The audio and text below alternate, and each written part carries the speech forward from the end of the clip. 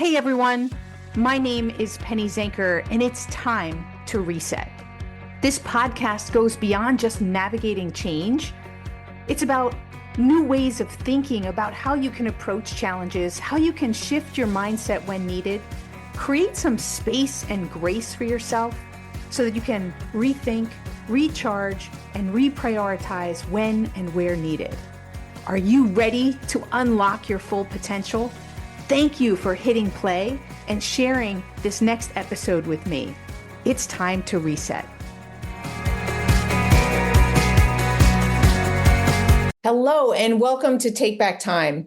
My name is Penny Zanker, and I'm your host.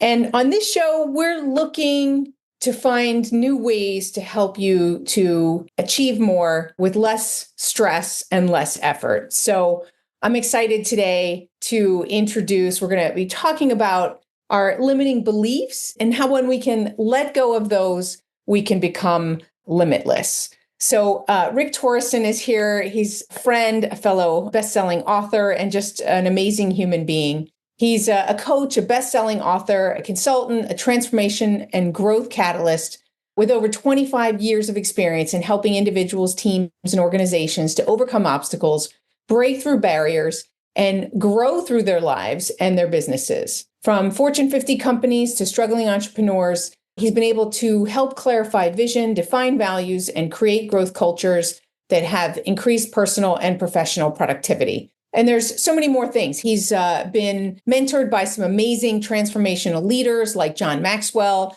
Dale Galloway, Doug Stringer, James Boswell, and many others. And as I said, he also has an amazing best-selling book that was just relatively recently released called Born Limitless: How to Crush Limiting Beliefs and Replace Them with Limitless Ones. I have it right here. So without further ado, Rick, welcome to the show.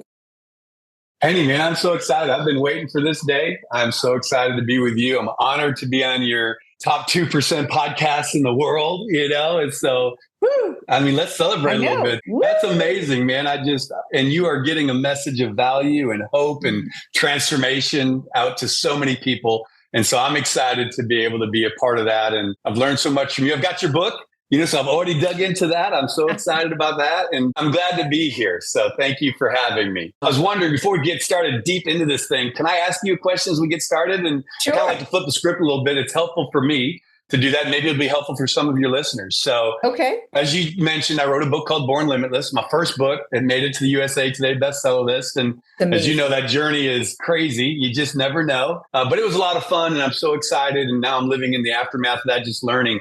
But I've been in that process like you have on a lot of podcasts and with amazing hosts. And I've asked them if I can ask a question because it's really helped me. I've been on about 43 podcasts in the last 3 months. Okay. It's a lot of podcasts. It's a lot of podcasts. None like yours, though. And I've asked all of those hosts the same question. What's interesting, of those 43 podcasts, 40 of them have answered the same way. It's pretty much been the same answer. So here it is. My book is on being born limitless. It's about limiting beliefs. The reality is I believe we all have them. We've all struggled with them at some point in our lives. Some we've identified, some we haven't. And for you to get to where you are today, you are amazingly successful. You're making a huge difference in the lives of the people in the world around you. What is one limiting belief that you had to overcome, that you've worked through? Maybe you're still working on overcoming, right, in your journey to get you to where you are, to be a best-selling author already and to writing another book, doing all the coaching and everything that you're doing. What is a limiting belief that you've had to work through that you discovered along the way? Well, now I know why so many people had the same answer, because I believe we all have one core thing that we're in growth with, and that is worthiness. I'm sure that that's what it is, right? Because we are all inside just this little kid that, wants to feel that approval, wants to belong, wants to feel worthy and valued and making a difference and a contribution, in the world. And absolutely, every time I raise to a new level, I get imposter theory. And it's like, do I deserve this? Am I providing the value? Is it resonating with people? And I think that's a constant struggle. And absolutely, I'm still working through it. And I think that's the human condition. Yeah, you nailed it. It's personal value and worth, the belief in self. It's somewhere along the line, what most of them, they unpack their stories, somewhere along that line, they started to believe a lie in an area of their life that basically said, I can't, I won't, or I'll never. And they believed it for so long, it became a truth to them. Their behaviors began to back it up or reinforcement, and they created a ceiling over their lives that was never meant to be there.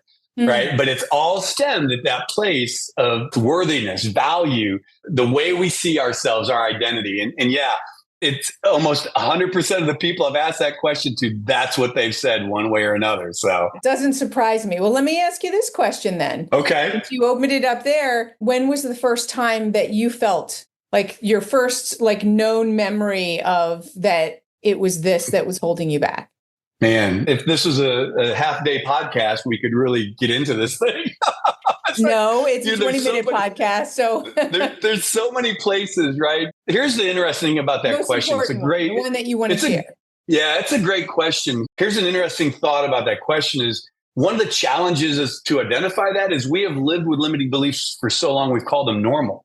And so we don't even recognize that we have them. So I guess the one that set this off for me, and it's in my book, it's a story I tell in my book. I won't get into the whole thing, but basically at 6 years old, I was abused by a babysitter. So not good, terrible situation, single mom. And here's what happened is in that process of that happening to me, no outlet, didn't say anything, didn't know what to do with all that. And so this experience is happening to me and I am beginning to define it in my head, to interpret that experience in a way that says, I must have deserved this. I'm not very good. I must be doing something wrong. There's something in my value or worth that says this is okay. And that all women, all they wanted to do was to hurt me or to take something from me. And so I had this look on females and women. So maybe fast forward, that was at 6 years old. Fast forward to 25 years old. I met the woman of my dreams. The one that I knew inside I wanted to marry, I wanted to be with for the rest of my life. And I kept kind of sabotaging that relationship. I kept seeing myself do things and say things and act in ways that I was like, man, if I don't change this, I am going to destroy this relationship. I'm going to lose this person that for the first time I felt like this is the one I want to be with for the rest of my life. And I didn't understand why. I didn't know where the source was. I didn't really recognize I was doing it until I got confronted with, I want to be with her and I'm struggling. And I had a coach at that time. I was just getting started in that was working me through just some of my journey in my life and started asking me some questions. And what I discovered in that is I was looking back over my life, there was a wake of broken relationships with women. And I thought, oh, I never looked at it that way. And I said, oh my gosh, every relationship I've had with a female, I have kept them at a distance. And when they got too close, I was done.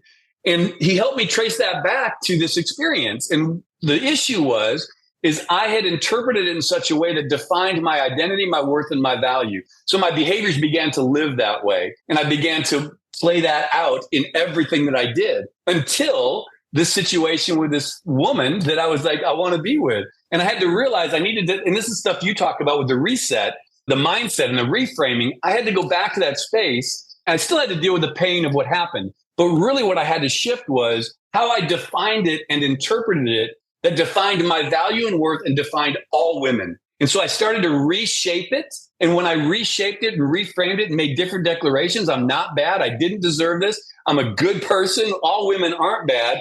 I began to act differently.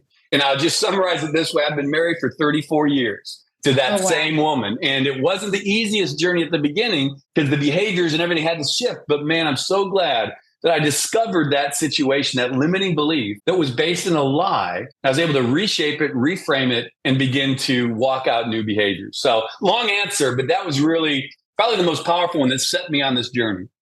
So is it fair to say, taking your experience, and of course, you've spoken to a lot of other people about this, and we all have our own experiences. I'm thinking about where I might have recognized a limiting belief and how I was able to break through that. Right. If I recognized it, right. I'm sure there's a ton that I have that I don't even recognize.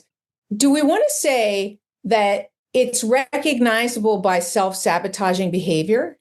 I mean, I'm just throwing out that. Probably not. I mean, I think it could be it wasn't necessarily it was the vision of something I wanted that I was destroying. And I wouldn't have thought about it self-sabotaging at that point, but I had a vision of something I wanted and I couldn't get it. And I couldn't understand why I couldn't break through to that. And so that began the self-assessment of, man, what is going on? Why am I struggling? I really needed the help of someone to ask me some questions that I didn't know how to ask myself. But the challenge is we live in these areas for so long, we call them normal. So I start all my coaching with, when we start digging into that, I said, what if that normal that you're calling normal isn't normal? What if it was never meant to be the normal for your life, but you just accepted it as because of the experiences and the behaviors that you've created and you've experienced and said, this is what my life looks like and is. And so we've accepted that as normal. And what if it's not normal?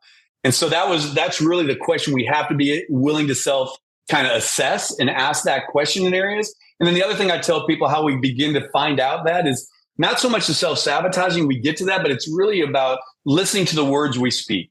Right? How do we talk about ourselves? The point that I'm making, and I'm a total believer in words, but if we look at what those behaviors are, even though it's not intentional, right? It's because there's a mismatch of what we want and what we, where our belief is and then our behavior shows up because we can't get past that. So that's what I meant by that. But 100%. And so we self-sabotage. So that's exactly what happens. I just don't think our breakthrough doesn't necessarily come from a recognition of that. Our breakthrough comes when we realize I can't get to what I want, what's going on. And then we do that work, go, oh my God, this is me. Right. But I think it could is the thing that I'm trying to say. And I don't want to be combative but it's just interesting to me if we notice that there's behavior that's keeping us from 100%. The very thing that we want. If we notice it there, right? There's different noticing points. And so 100%. I just think that's interesting. It's not a linear process. It's not a linear process. No, it's not at all. And there's lots of different ways to enter into this maze or the on-ramps to this revelation is all over the place. Yes, ma'am. You're right. Yeah. So let's come back to language because I love, love, love the conversation around language. So I believe that language has energy, intensity, and direction, and we have to take more purposeful intention around language. Tell me where you were going with that. Yeah. So, I believe words have power, right? Our declarations have power. I don't think the process is when we can recognize and understand the words that we say, our words, our vocabulary can reveal itself to us, right? It exposes things. And so when one of the words I tell people to start listening for is the word but. But can help you get from one place to the other when you say, man, I'm not very good at this, but I'm working on it. So that's a transition to a better behavior. 90+% of when we use but, we're actually exposing ourselves to a limiting belief. Hey, I would love to, I'd like to, I wish I could, but we actually disqualify everything we said prior to that. And the very next thing we begin to say can be a telltale of where a limiting belief is. It begins to expose something that we believe that says we can't do this. So I have people listen for those words, or I can't, when we start justifying situations.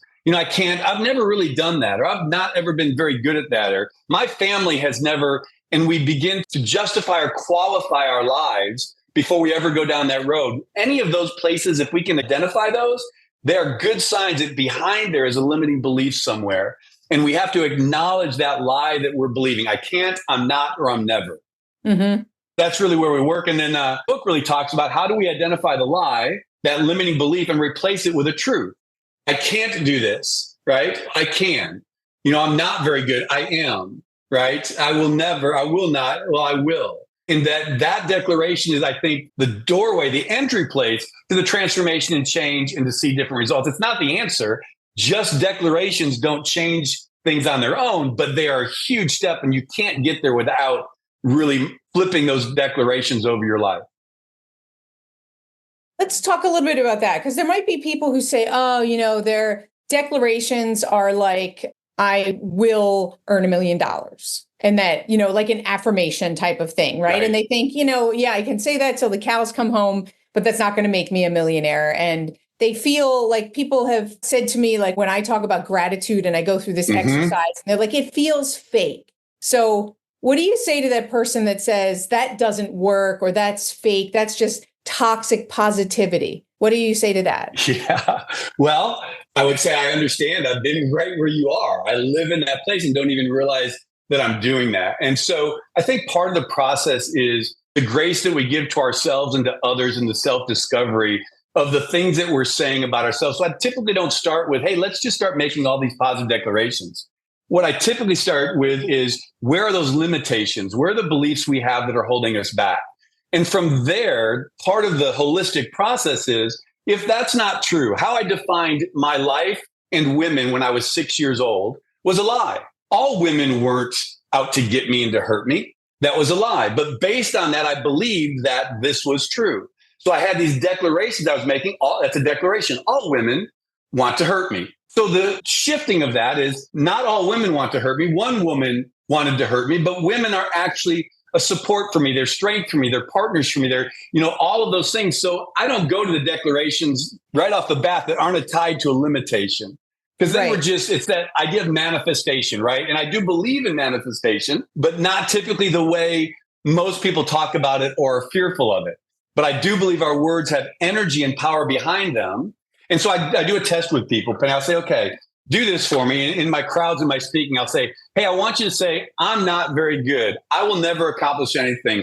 I won't be successful. Declare that out loud as you can. And I say, how did you feel? Man, most of them wouldn't say it. They're like, oh, I'm heavy. And then I tell them this. I say, now say it to the person next to you. Look them in the eye and say, you will never, you can't, and you won't. How did you feel there?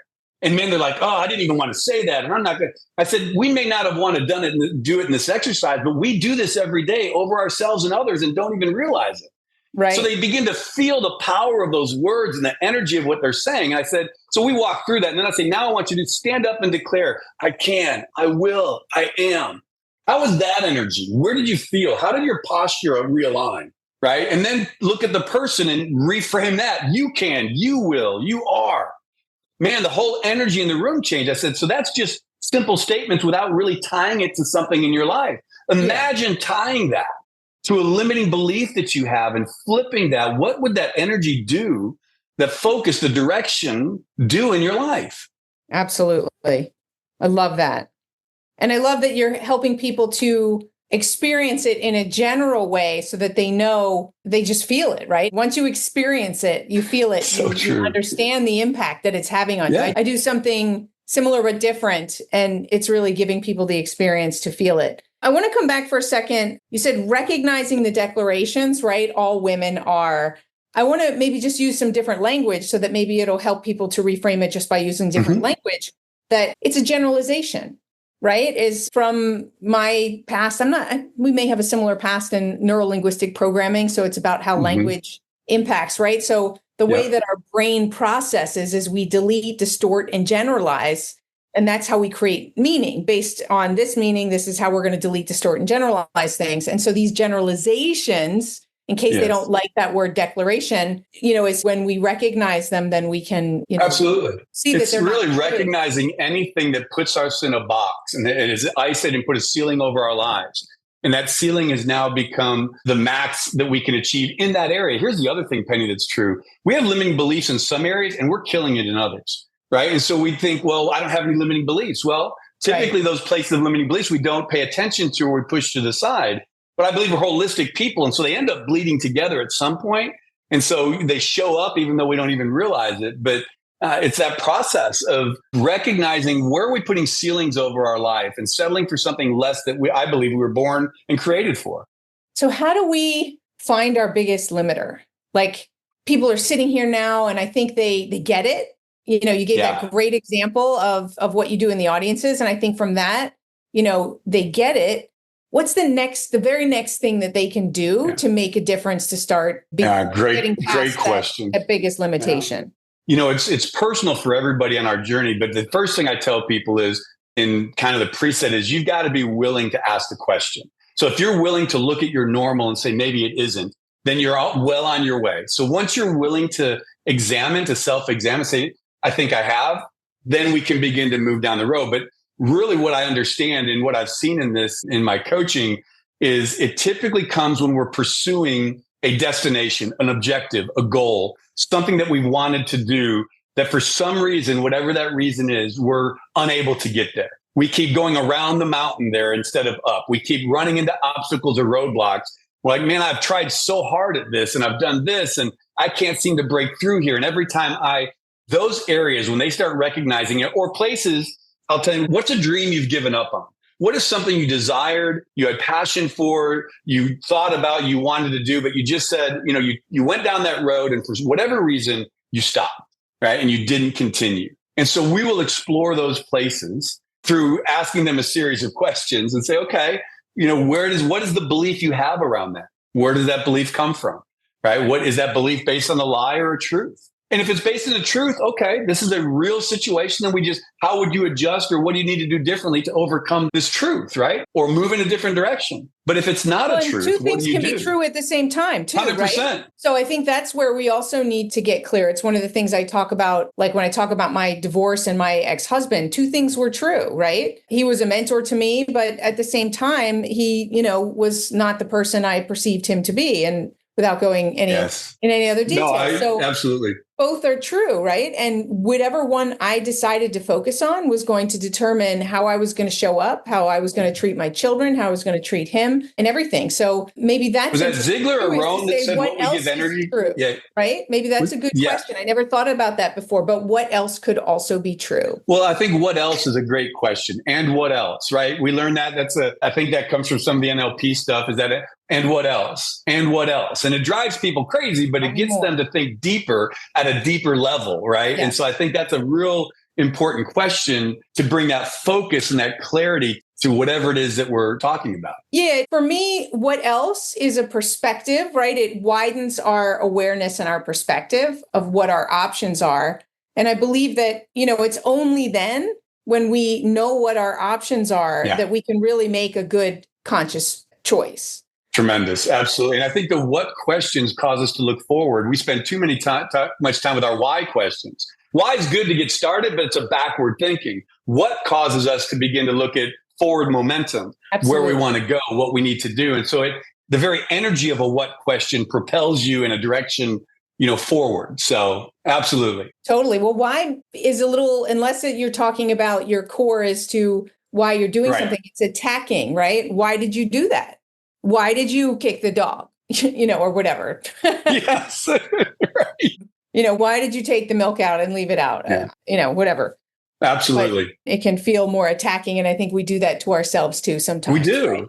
Why did I do that? Why, Or we say that to our kids or our significant others or people. Well, why are you acting that way? Why do you keep doing that? And I've told you 1,000 times, why do you, it's just guilt and shame and condemnation that we're putting on them because there's not really, they can answer it, but does that matter? Is the answer going to change it? Like, well, I did it because you do this. Right, exactly. There's no solution in why. There's no future or a hope in why. It keeps us stuck.